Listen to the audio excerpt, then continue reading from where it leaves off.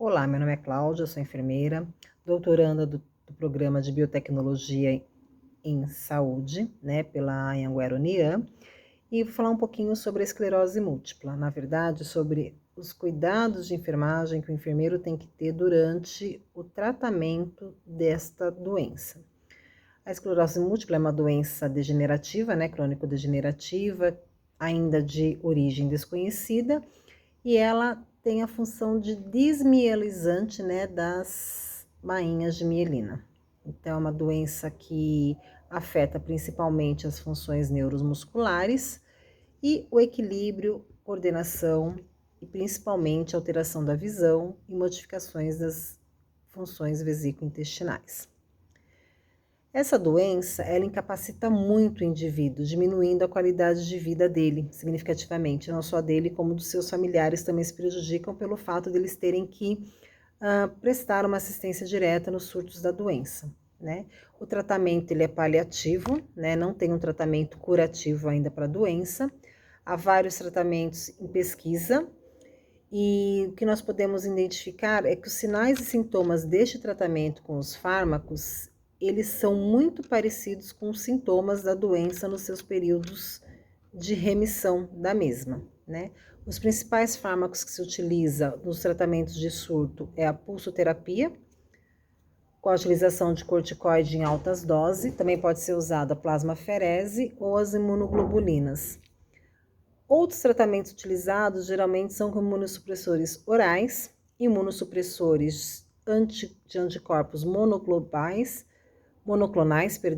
e por último o tratamento de transfusão de célula-tronco, né, que ainda também não dá a cura total, porém ela minimiza os efeitos da remissão da doença.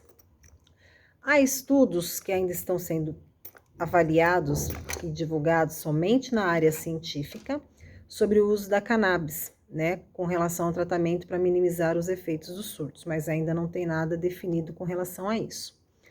O que é importante a gente saber é o cuidado desse paciente com relação aos fármacos, né, porque a sensação e o mal-estar na adaptação, ela é muito grande. E os fármacos em si, eles causam fadiga, eles causam mal-estar geral, alterações gastrodigestórias, eles podem causar hipertensão e mialgia.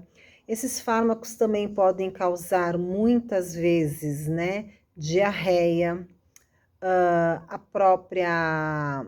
o efeito, né, causado no acesso venoso quando de infusão venosa, como flebites, ardor, né, no acesso da punção. Então, quando o enfermeiro ele tem conhecimento dos efeitos colaterais do fármaco, ele consegue diferenciar se o que o paciente está relatando é por conta do uso contínuo de um determinado fármaco ou se é porque ele já está entrando em um processo de remissão da doença, né, que seria a evolução da mesma. Então, o que a gente procura orientar o paciente, né? A observar os sintomas, a observar o mal-estar que ele vai ter e nos comunicar logo após a infusão desses fármacos, que eles são acompanhados, né, e realizados intra-hospitalar, via ambulatorial, e para eles observarem o momento que eles param de usar o fármaco, né? Quais são os efeitos que ele tem no pós-utilização do fármaco. E nós iremos procurar orientá-los para minimizar esse desconforto, né?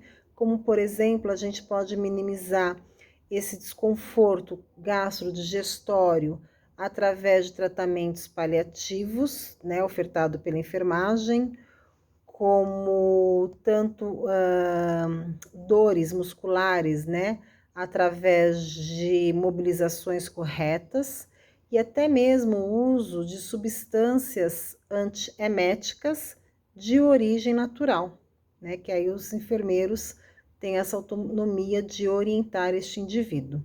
Então, a anamnese e o exame físico é fundamental para identificar se os sinais e sintomas que este paciente está relatando é de cunho associado aos efeitos colaterais dos fármacos ou se os sinais e sintomas já é associado à remissão da doença. Precisamos ficar atentos para não ter uma mal informação e conduta inadequada pertinente ao caso, a cada caso.